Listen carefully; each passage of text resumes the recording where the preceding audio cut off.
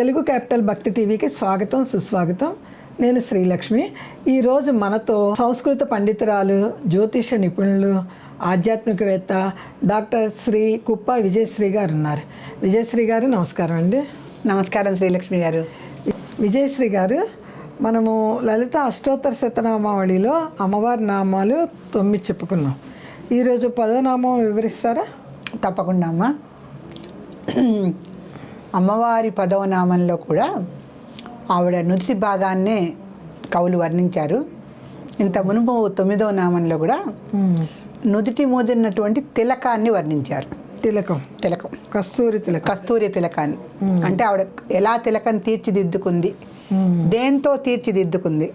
కస్తూరి తిలకోల్లాస నిటలాయే నమో నమః కనుక కస్తూరి తిలకాన్ని ఎంత అందంగా అమ్మవారు నుదిటి భాగంలో తీర్చబడింది అనేటువంటి నామంలోనే పక్క నామం భస్మ రేఖాంకిత లసన్మస్తకాయే నమో నమః.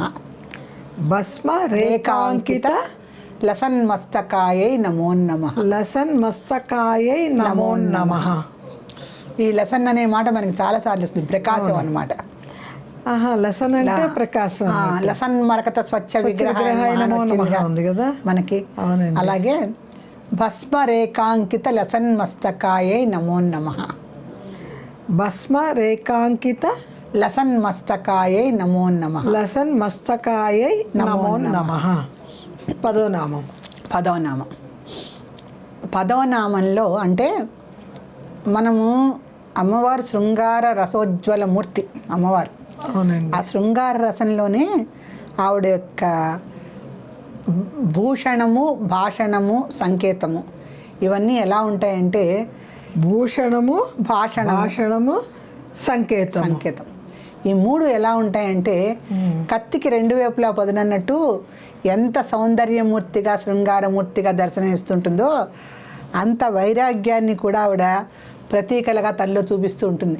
ఇవన్నీ శాశ్వతం కాదు, ఈ సౌందర్యము, ఈ సంసారము ఇవి శాశ్వతం కాదు, అసలు మోక్షప్రాప్తికి మీరు నన్ను దర్శించండి అని చెప్పడానికి భస్మరేఖాంకిత లసన్మస్తకాయే నమో నమః.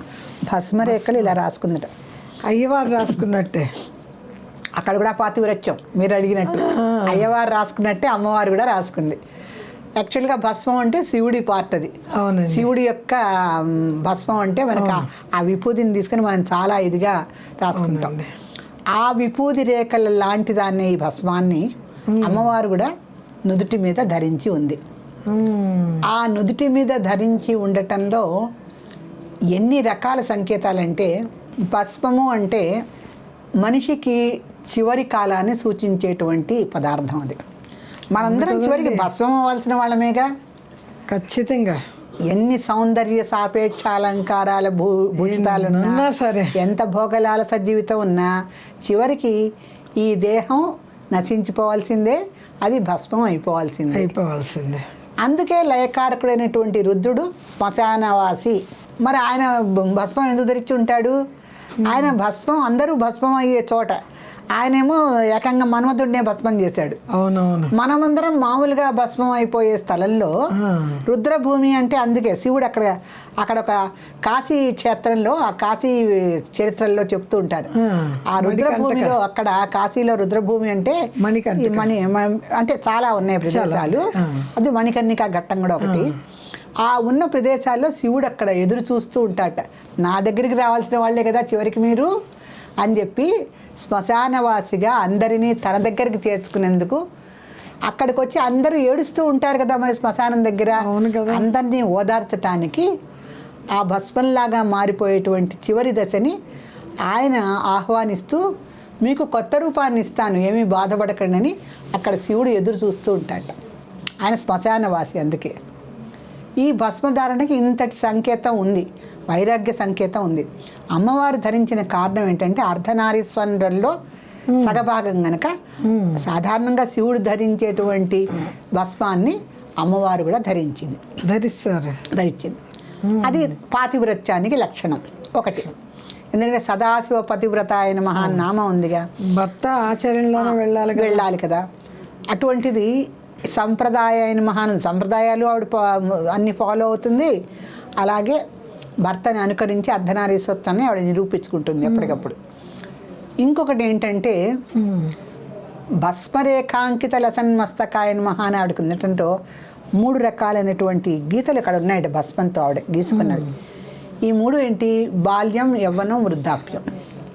అవునండి. మూడింటిని అంటే ఇప్పుడు శైశవంలో ఉంటామండి, శిశువు దశలో ఆ పక్క మీద ఇట్లా పడుకునే ఉంటాం. మెల్లిగా బాల్యంలోకి ఎంటర్ అవుతాం, లేచి కూర్చుంటాం, నడవటం కూడా మొదలు పెడతాం. ఆ పడుకున్న శైశవ దశ శాశ్వతం కాదు, ఈ బాల్య దశ కూడా శాశ్వతం కాదు. అది నశించిపోయి బాల్యం వచ్చింది, బాల్యం నశించిపోయి యవ్వనం వచ్చింది. ఈ శాశ్వతం కాని దశలు 3 ఉన్నాయి కనుక బాల్యం శాశ్వతం కాదు, యవ్వనం శాశ్వతం కాదు, వృద్ధాప్యం కూడా శాశ్వతం కాదు. అక్కడి నుంచి నశించిపోతుంది దేహం. వృద్ధాప్యం మాత్రం ఎక్కువ కాలం ఎందుకు ఉంటుంది? ఉండదండి. శరీరానికి వృద్ధాప్య దశ కూడా దాటిపోయిన తర్వాత మరణ దశ వచ్చేస్తుంది. అందుకని భస్మరేఖాంకిత లసన్మస్తకాయ నమః అని అమ్మవారి నామంలో ఉంది అంటే గుర్తు చేస్తుంది. అవి 3 రేఖలు కూడా మన యొక్క త్రికాల సంధ్యలు అన్నీ 3వ నెంబర్ చాలా ముఖ్యం. అసలుకి 3 ఉన్నాయి అంటే అన్నిటినీ సత్వరజస్తమో గుణాలు, స్థూల సూక్ష్మ కారణదేహాలు అన్నీ 3 నెంబర్. అలాగే ఉదయము, అపరాహ్నము, సాయం సమయం 3 రోజులు 3 సంఖ్య అంటే అన్నిటినీ సూచిస్తూ ఉంటుంది. త్రిమూర్తులు సరే ఇలా అన్ని రకాలైన దశలని సూచించేటువంటి అమ్మవారి భస్మధారణ మనిషికి ఏం సంకేతం ఇస్తుంది? ఆవిడ ధరించవి ఈ బాల్యము, యవ్వనము, వృద్ధాప్యము ఏవి కూడా శాశ్వతం కాదు, చివరికి ఈ భస్మ స్థితికి రావాల్సిందే అందరూ కూడా అనేటువంటి విషయాన్ని సంకేతంగా ఆవిడ భస్మధారణ కూడా చేసింది. ఇది సంకేతం.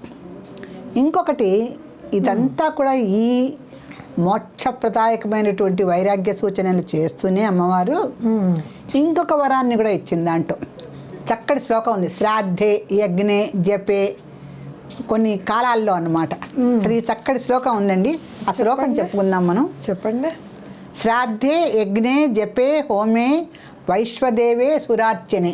ఈ సమయాలన్నిట్లలో కూడా అంటే శ్రాద్ధే అంటే మనం తద్దినాలు పెడతాం కదా, ఆ సమయంలోనూ యజ్ఞం చేసేటప్పుడు, జపం చేసేటప్పుడు, హోమం చేసేటప్పుడు, అలాగే వైశ్వదేవే సురార్చనే అగ్నిదేవుడిని పూజించేటప్పుడు, సురార్చనే దేవతల్ని పూజించేటప్పుడు, భస్మ త్రిపుండై పూతాత్మ మృత్యుంజయతి మానవ.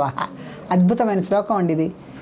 ఈ సమయాల్లో అంటే యజ్ఞం చేసేటప్పుడు, జపం చేసేటప్పుడు, హోమం చేసేటప్పుడు, అగ్నిదేవుణ్ణి పూజించేటప్పుడు, దేవతల్ని పూజించేటప్పుడు మనం కనుక భస్మ త్రిపుండే భస్మాన్ని 3 రేఖలుగా తీర్చిదిద్దుకొని మనం చేసినట్టయితే మృత్యుంతరతి, మృత్యు నుంచి తప్పించుకోగలిగాడు అతను. అంత అద్భుతమైన శక్తి ఉంది ఆ భస్మానికి. అంటే అమ్మవారు మనకి మరణించమని చెప్పట్లా, జీవించి ఉన్నంత కాలము కూడా చివరి దశకి మోక్షానికి మీరు సోపానాలు తయారు చేసుకోండి చిన్నప్పటి నుంచే, ఒక్కసారిగా వచ్చేది కాదుగా అది. అందు గురించి మృత్యుంజయతి, మృత్యువుని కూడా జయించేటట్లా చేస్తుంది అది. అందుకని మృత్యువుని కూడా జయించేటువంటి శక్తి గల భస్మధారణని ఆవిడ చేసి మీరు కూడా భస్మం ధరించండి. కాతే ఏ వేళల్లో ధరిస్తే మీరు మృత్యువుని జయించగలుగుతారు? నేనంటే దేవతని, మృత్యు దేవతని నేనే, జీవితాన్ని ఇచ్చే దేవతని నేనే. కానీ మీరు మానవులు కనుక యజ్ఞే శ్రాద్ధే జపే హోమే వైశ్వానరే సురార్చితే ఇన్ని సమయాల్లో చెప్పింది. దేవతల్ని పూజించేటప్పుడు అగ్నిమీలే పురోహితం అని అగ్నిదేవతని మనం పూజించాలి. అగ్నిదేవుణ్ణి పూజించేటప్పుడు, శ్రాద్ధం తద్దినాలప్పుడు కూడా భస్మధారణ చేస్తారుగా, అప్పుడు చెయ్యాలి. అలాగే యజ్ఞాలు చేసేటప్పుడు, హోమాలు చేసేటప్పుడు, జపం చేసేటప్పుడు ముఖ్యంగా భస్మధారణ చేసే కూర్చుంటారు. జపం చేసేటప్పుడు కూడా మహిళలైనా సరే. అంటే ఇప్పుడు అమ్మవారు ధరించిందిగా మరి. అవును కదా, అమ్మవారి కన్నా మించినటువంటి మహిళ ఎవరున్నారు అని. అవునండి. అందుకని ఎవరైనా భస్మాన్ని ధరించి కూర్చొని ఉన్నప్పుడు వాళ్ళకి మృత్యుని జయించేటువంటి అవకాశం కూడా అమ్మవారు ఇచ్చింది. అంటే ఈ సమయాల్లో మాత్రమే. మామూలుగా మనం విభూది వేసుకున్నాము అంటే మన యొక్క పవిత్రతకి సంకేతంగా మనం పెట్టుకున్నాం, అది మన ఒంటి మీద ఉంటే పవిత్రంగా ఉంటాం మనం. కానీ యజ్ఞ సమయాల్లోనూ, హోమ సమయాల్లోనూ, జప సమయాల్లోనూ తదినం పెట్టేవాళ్ళు కూడా, శ్రాద్ధకాలే అప్పుడు కూడా అలాగే కూడా పవిత్రంగానే ఉండాలి కదా. పవిత్రంగా సురార్చితే దేవతల్ని పూజించేటప్పుడు భస్మాన్ని ధరించి కనుక చేస్తే మృత్యువుని జయించేటువంటి అవకాశం మానవులకి వరంగా ఇచ్చింది అమ్మవారు. సో భస్మ రేఖాంకిత లసన్మస్తకాయే నమో నమః నామంలో ఇన్ని రకాలైనటువంటి సంకేతాలను ఆవిడిస్తూ మనిషికి ఏదీ శాశ్వతం కాదు అనేటువంటి ఒక వైరాగ్య సూచన చేస్తూ తను ఆ విభూతి రేఖలను ధరించింది అనేటువంటిది. అంటే భస్మరేఖాంకిత లసన్మస్తకాయ నమః అంటే ఆ భస్మాన్ని ఇలా ఫాలదేశంలో ధరించి ఉంది అని చెబుతూ ఎప్పుడు భక్తులకి ఏదో ఒక రకమైన మేలు చేసే విషయంగానే ఆలోచించే ఆ మహాతల్లి ఇల్లాలు ఆవిడ సుమంగళీ దేవత. ఆవిడ మనకి ఈ రకంగా ఒక వరాన్ని ఇచ్చింది, మృత్యువుని కూడా జయించేటువంటి అవకాశాన్ని తన భస్మరేఖాంకాలతో మనకి ఇచ్చిందని అనుకోవాలి. శ్రీమాత్రే నమః. వివరం శ్రీమాత్రే నమః.